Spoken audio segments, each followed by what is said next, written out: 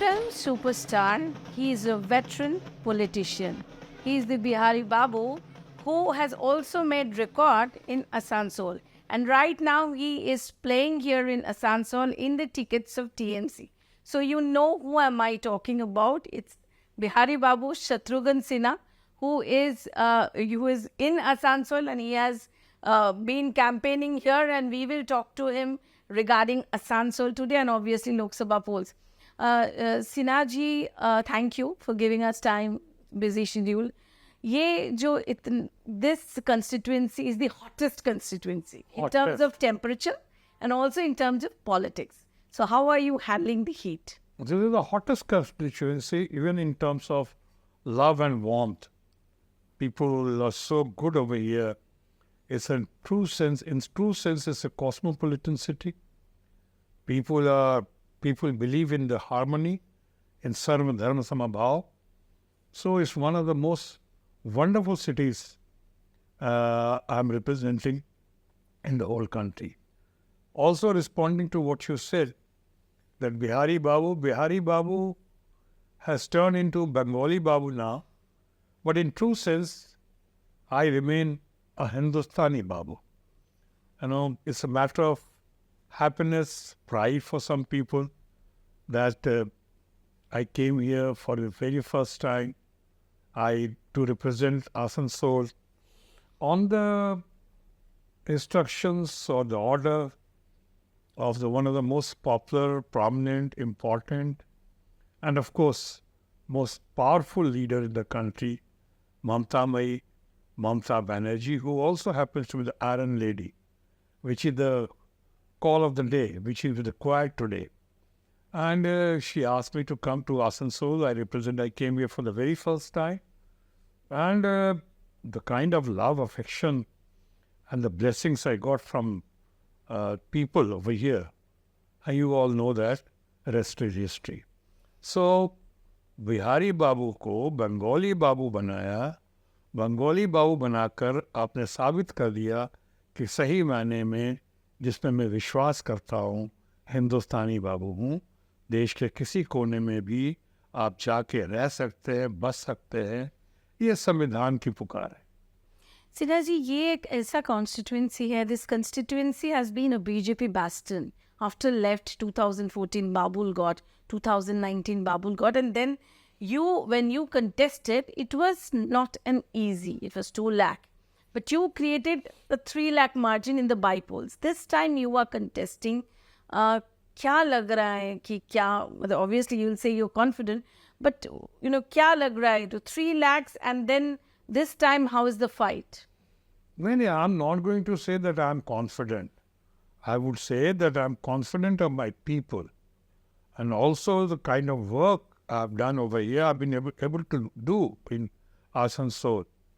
कि जितने हमारे सामने आए थे, जो फंड हमें मिले आसनसोल के डेवलपमेंट के लिए, या पुराने फंड जिनका आपने जिक्र किया, कलाकार और आज मंत्री हैं बाबुल सुप्रियो, उनका कुछ फंड यूटिलाइज नहीं हुआ था, कुछ करोड़ रुपए, उनका फंड भी मिलाकर यहाँ पे ना सिर्फ काम किया हमने, और जितना हो सका पैसे का हिसाब दिया मैंने, और ऑनेस्टी और ट्रांसपेरेंसी के साथ. कि मेरा मानना है ईमानदारी पारदर्शिता के साथ होनी चाहिए, सच्चाई और पारदर्शिता का साथ चलना बहुत ज़रूरी है. और इसलिए मैंने पूरी ट्रांसपेरेंसी के साथ उसको यहाँ पर खर्च किया, और उसकी बुकलेट बनाकर हमने जनता के सामने रख दिया, प्रेस को दे दिया, जिसकी बहुत सराहना हुई, प्रशंसा हुई. और मुझे लगता है क्योंकि वो पैसा मेरा नहीं, जो फंड का पैसा मिलता है, वो सही मानों में जनता के लिए सरकार वो देती है कि आप किसी पार्टी के हों, आप उस फंड को खर्च करें जनता के हित में, आप अपने शहर, अपनी सिटी या अपने गांव के विकास के लिए.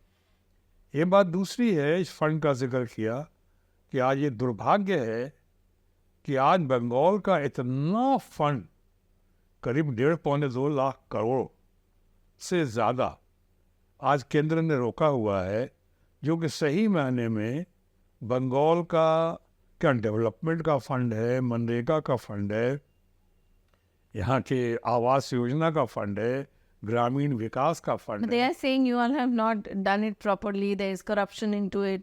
That's what they have been saying. तो खैर कहेंगे, वो तो उनकी, तो आप जानते हैं वो वैसे लोग हैं। और हमारे दोस्त हैं माननीय प्रधानमंत्री, वो जब शुरू में आए थे तो अपनी एक भी गारंटी पूरी नहीं कर पाए। सारी गारंटीज को उन्होंने जुमलों में बदल दिया और अब नई गारंटी लेकर आ रहे हैं। ये मोदी की गारंटी, पहले जितनी गारंटी दी थी, चाहे 15 लाख हर घर में हर इंसान को पहुंचाने का हो, कि आप 2 करोड़ नौकरी देने का वायदा हो हर साल, ये बहुत सारी बातें हैं।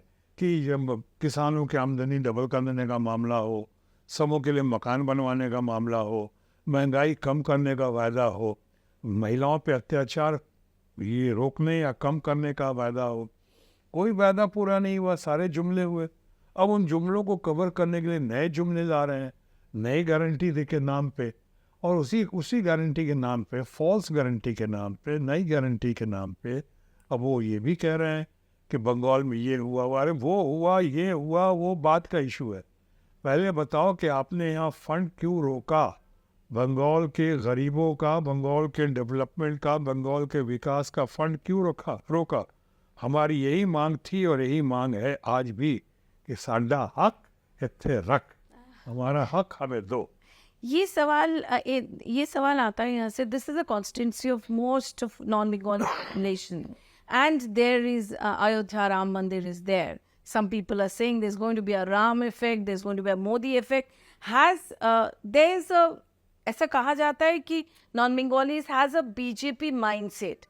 So do you think that has changed, or don't you think that's a challenge also this time?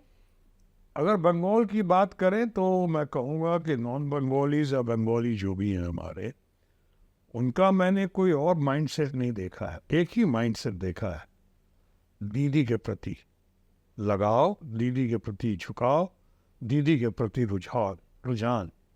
और दीदी की ऐसी पॉपुलैरिटी है बंगाल में या पूरे देश में। मैं नहीं समझता हूँ कि देश में आज किसी नेता का, किसी मुखिया का, किसी नेत्री का ऐसा प्रवाह, ऐसी पकड़, ऐसी जकड़ होगी मासेस पे, लोगों पे, जैसे ममता जी का है।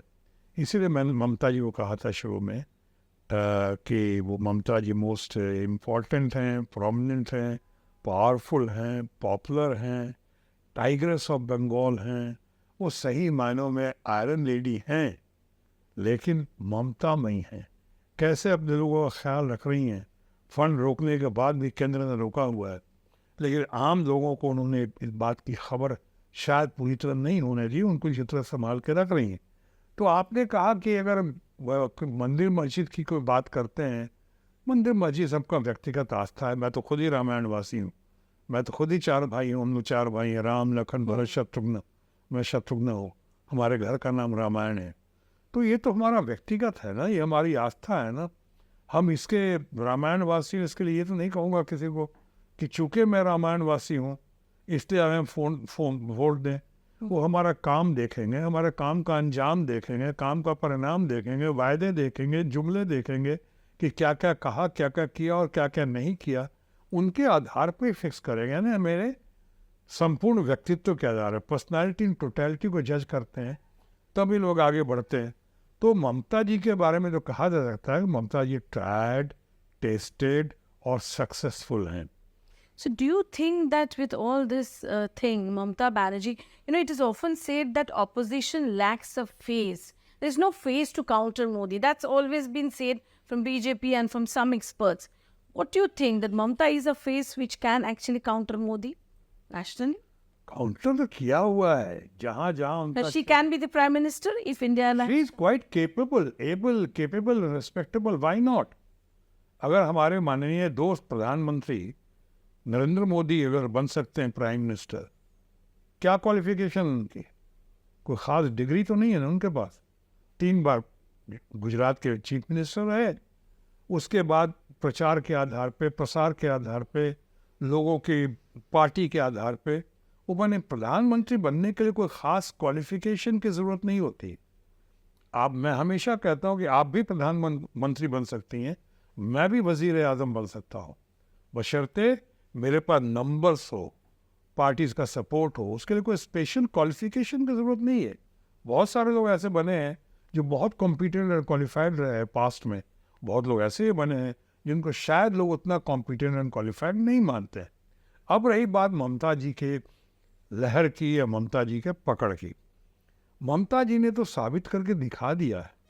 आज देश में, पूरे देश में एक ही महिला मुख्यमंत्री हैं, और वो भी इतनी लोकप्रिय, इतनी ममतामयी ममता जी हैं। उनके पीछे इतने इतने बौखला के, इतने घबरा के भारत की सरकार कहें, हमारे माननीय दोस्त कहें, प्रधानमंत्री जी कहें, या हमारे बाकी रूलिंग पार्टी के फ्रेंड्स कहें, ये लोग इतना ज़्यादा अटैक कर रहे हैं या कई बार अपमान तक चले जाते हैं। महिलाओं के सम्मान की बात हम करते हैं, वो महिला का अपमान करते हैं।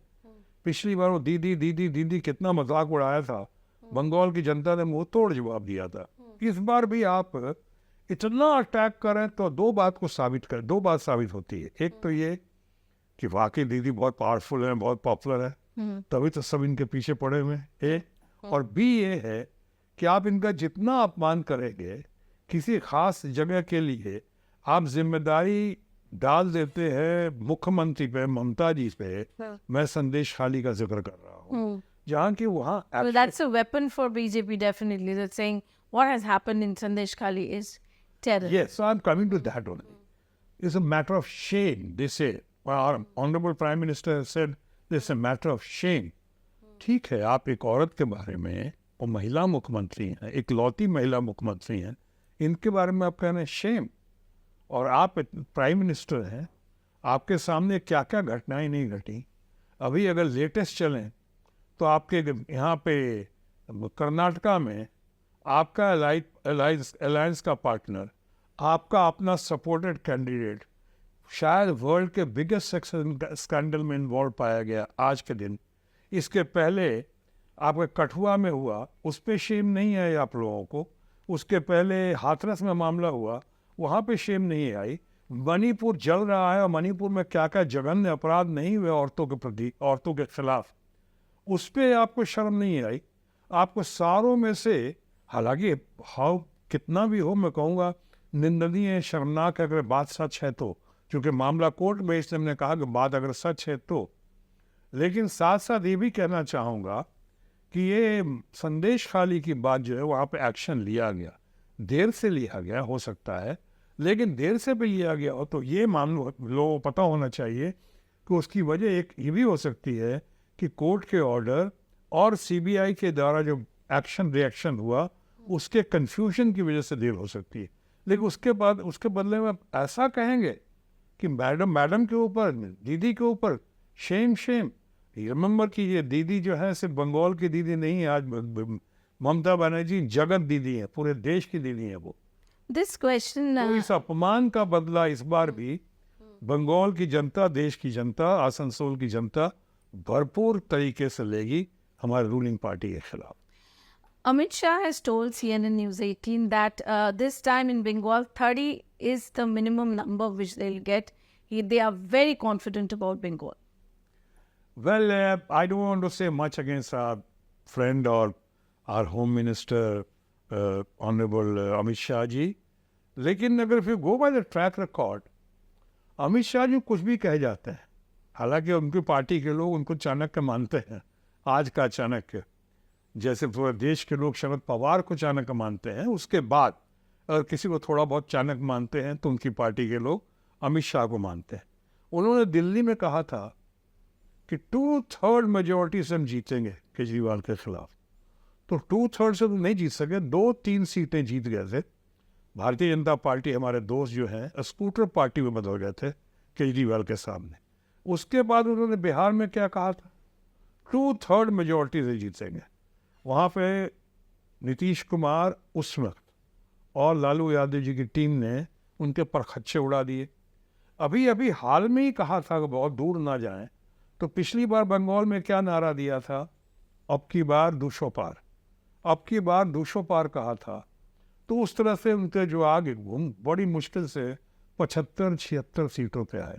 अभी कर्नाटका में क्या कहा था, कर्नाटका में कि हम 200 से ज़्यादा सीटें लेके आएंगे, 66 सीट पे आ गए, 66। तो मेरा ख्याल है जिस तरह से कहते हैं अपने मोराल वर्कर्स का, कार्डर का मोराल बूस्ट करने के लिए कहते हैं, उसको बहुत सीरियसली नहीं लेना चाहिए और लोग लेते भी नहीं हैं। वो अपनी अच्छी नीयत से कहते हैं मगर उनकी नीयत को लोग समझ जाता है कि ये पॉलिटिकल जुमलेबाजी है और इसीलिए कहते हैं जब वो लोग 400 पार का नारा दे रहे हैं इस बार, अभी तक तो 50% पे भी नहीं पहुंचे हैं। But then he is complete को 50% पे भी नहीं पहुंचे हैं।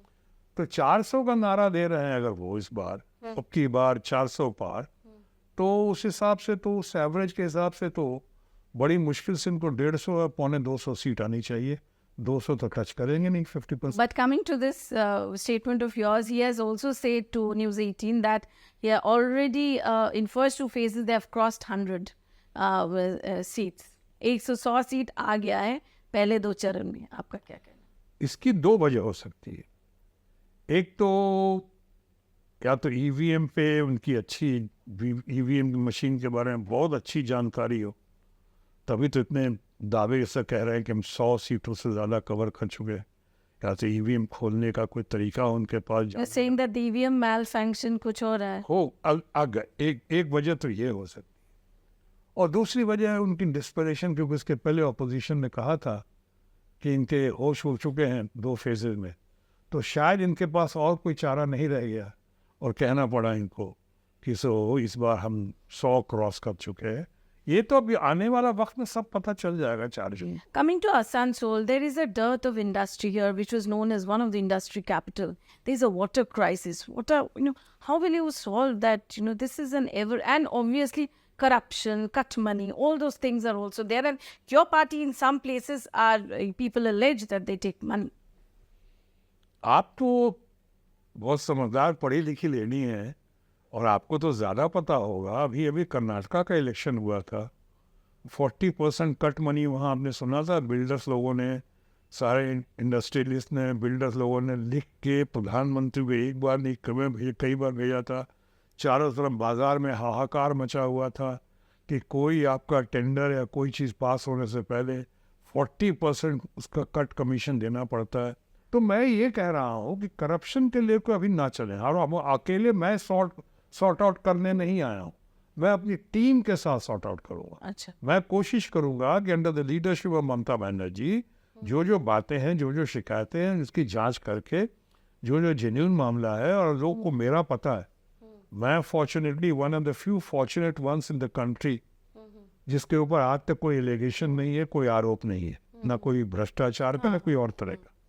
तो अगर मुझ जैसा आदमी जब कह रहा है कि मैं इस बात की प्रायोरिटी दूंगा, इस बात को, अभी तो मैं आए हुए 2.5 साल 3 साल ही हुए हैं ना, अभी आऊँगा तो अपनी टीम के साथ, ममता जी के साथ, यहाँ के तृणमूल कांग्रेस के नेताओं के साथ, लोगों के साथ हम ये करेंगे, मिलकर बातचीत करेंगे और सॉर्ट आउट करने की कोशिश करेंगे ताकि हमारे बंगाल का या हमारी सरकार का नाम खराब ना हो, नाम रोशन हो और हम अपने बंगाल को राइट दिशा में, राइट डायरेक्शन में लेके चल सकें, गौरवान्वित करें अपने बंगाल को और अपने देश को। Another question comes up, your opponent is SS Ahluwalia, and what are you saying to your opposition? आप opposition को खामोश किस तरफ कर रहे हैं?